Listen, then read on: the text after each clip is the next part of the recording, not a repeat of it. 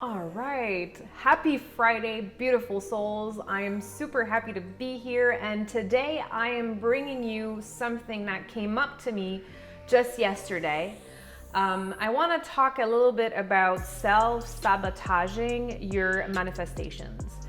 And what I mean by that is literally what I just said. Coming in the way, self-sabotaging what you're trying actively to manifest in your life. And I'm going to give you an example of what this looks like. And the example is me yesterday. Actually, some of you may know my husband and I have posted this week officially that we are hiring an account manager for our marketing agency. And whenever we're trying to manifest something big and important in our life, we have a very specific process, one that we've created and that we have mainly taken from an amazing book called Becoming Supernatural. Oh wait, was it Breaking the Habit of Being Yourself? Anyways, it's either Breaking the Habit of Being Yourself or Becoming Supernatural by Dr. Joe Dispenza. Regardless, both books are absolutely amazing and you should definitely read them. But anyways, the process comes from there. So what we do is we write down the list of every single thing that we're looking for to manifest. For a specific purpose. So for example, we want to manifest the perfect account manager. So we wrote down that we want to have someone that lives not too far from us, so can work with us sometimes here. Someone will have fun around, someone that will feel like they're part of our family, and we want them to feel the same way about us, someone that's committed to helping our clients. So we really wrote a specific list, very, very specific, of everything that we're looking for in this person, growth mindset, every single thing. And the reason we're so specific about this is we want to manifest something, like I said, specific. We have a vision and this is exactly what we want. We want this very special person. And I caught myself yesterday after having had put that on a paper, and we also have a letter here. We put this letter or these letters in this case, account manager, because visually throughout the day I'll picture these letters and I'll think about the feeling that having this person will give me. So I will literally go in my head and say, I'm so grateful, I'm so happy that I've found the account manager that we were looking for. I'm so grateful and happy that because we have this account manager, Pedro can have more time to develop things in the business and things like that. So I'll really put myself in that feeling, and that's the reason why we put these letters there. So it's a very specific process, and the reason we do this process is because we've done this before, we've used this specific process before, but I'll get to that. Yesterday, I caught myself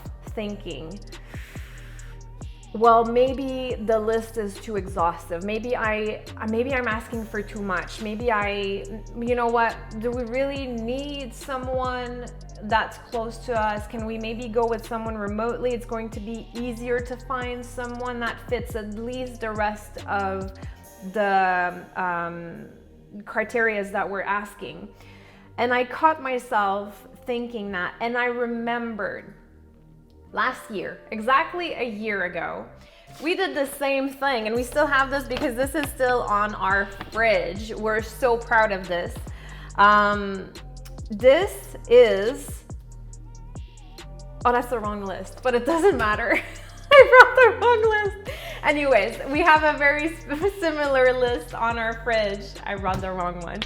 But it was a list of back when we wanted to move. So we were, my husband and I, we lived in a smaller place, and we were ready to move, and we were looking for a very specific place where we had enough room for us and the kids, because he has joint custody with his ex with the kids.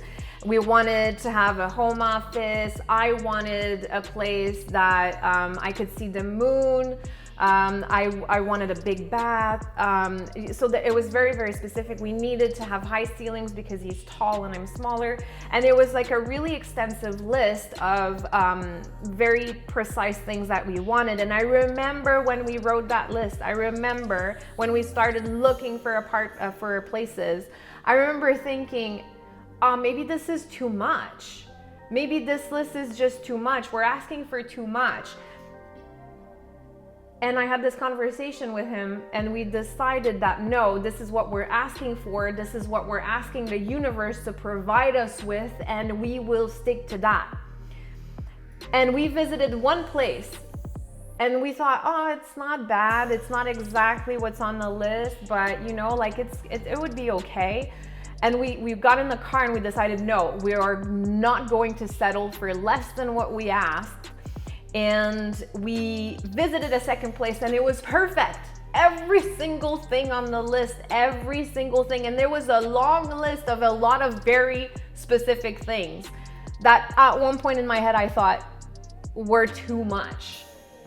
And we manifested that, and it was so easy.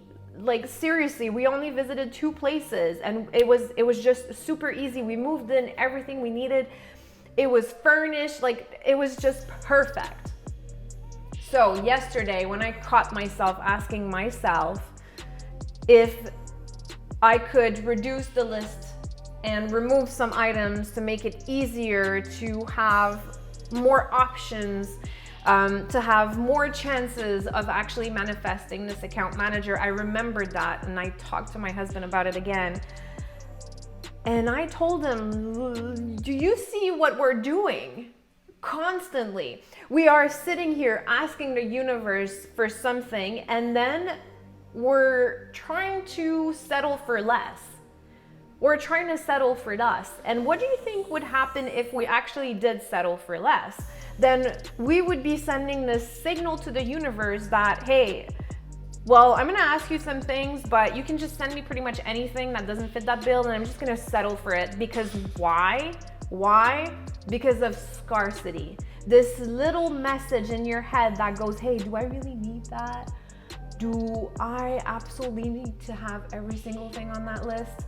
Maybe I could settle for less. I would have more chance of getting that thing that I want or close to that thing that I want if I reduce the list or if I accept less. Basically what we're saying is that there's not enough of what we want or that what we want is not there. And this is scarcity. Pure and simple. It is scarcity. It is going and trying to manifest from a place of lack. And we cannot manifest from a place of lack. It is impossible.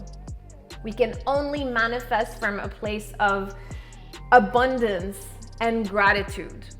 So it doesn't work that way. We can't tell the universe, hey, I'm looking for this, but I'll take whatever you send my way.